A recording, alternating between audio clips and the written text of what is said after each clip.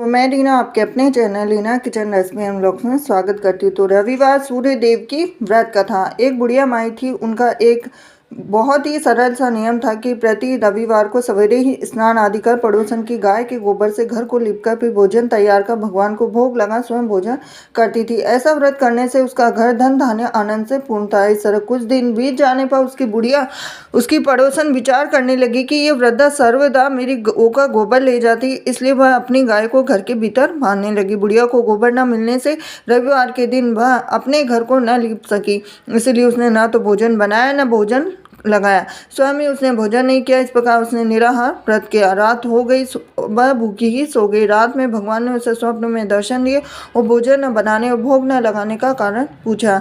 बुढ़िया माई ने कहा कि आज मुझे घर लिपने के लिए गाय का गोबर नहीं मिला, जिससे हमारा घर शुद्ध नहीं हुआ, जिससे मैंने खाना भी नहीं बना पाई हूँ, न ही आपको भोग लगा पाई। तब भगवान ने कहा कि हे माता, हम तुमको ऐसी गाय देते जिससे सभी इच्छाएं पूर्ण होती, क्योंकि तुम हमेशा रविवार को गाय के गोबर से घर लीपकर भोजन बनाकर मेरा भोग लगाकर खुद भोजन करती हो। इससे मैं खुद खुश होकर तुमको यह वरदान देता हूँ, अंत समय में मोक्ष देता हूँ। और स्वप्न में ऐसा वरदान देकर भगवान अंतर्धान हो गए। जब वृद्धा की आंख खुली तो वह देखती है कि आंगन में एक अति सुंदर गाय और बछड़ा बंधे हुए हैं। वह गाय और बछड़े को देखकर अत्यंत प्रसन्न हुए और उनको घर के बाहर बांध दिया, वहीं खाने का चारा डाल दिया। जब उसकी पड़ोसन ने बुढ़िया के घर के बाहर एक अति सुंदर गाय और बछड़े को देखा तो द्वेष के कारण उसका हृदय जल उठा।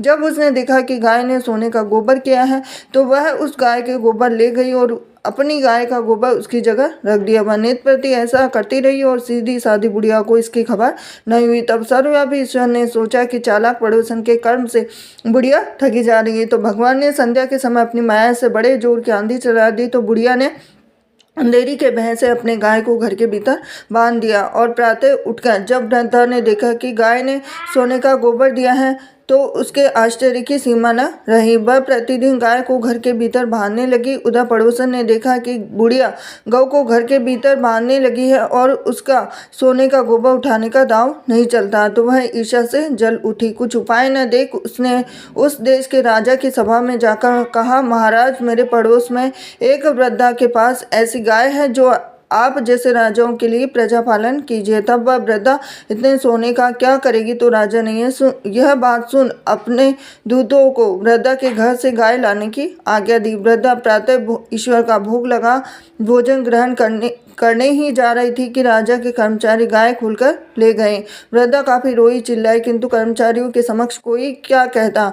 तब उस दिन वृद्धा गाय के वियोग में भोजन न खा सकी और रात भर रो रोकर ईश्वर से गाय को पुनः पाने के लिए प्रार्थना करती रही। उधर राजा गाय को देखकर बहुत प्रसन्न हुआ, लेकिन सुबह जैसे ही उठा तो सारा महल गोबर से भरा दिखाई देने लगा। तो राजा ये देखकर घबरा गया। भगवान ने रात में राजा से स्वप्न में कहा कि हे राजा, गाय वृद्धा को लौटाने में ही तेरा भला है। उसके रविवार के व्रत से प्रसन्न होकर मैंने उसे गाय दी थी। प्रातः होते ही राजा ने वृद्धा को बुलाकर बहुत से धन के साथ सम्मान सहित गाय व बछड़ा लौटा दिया।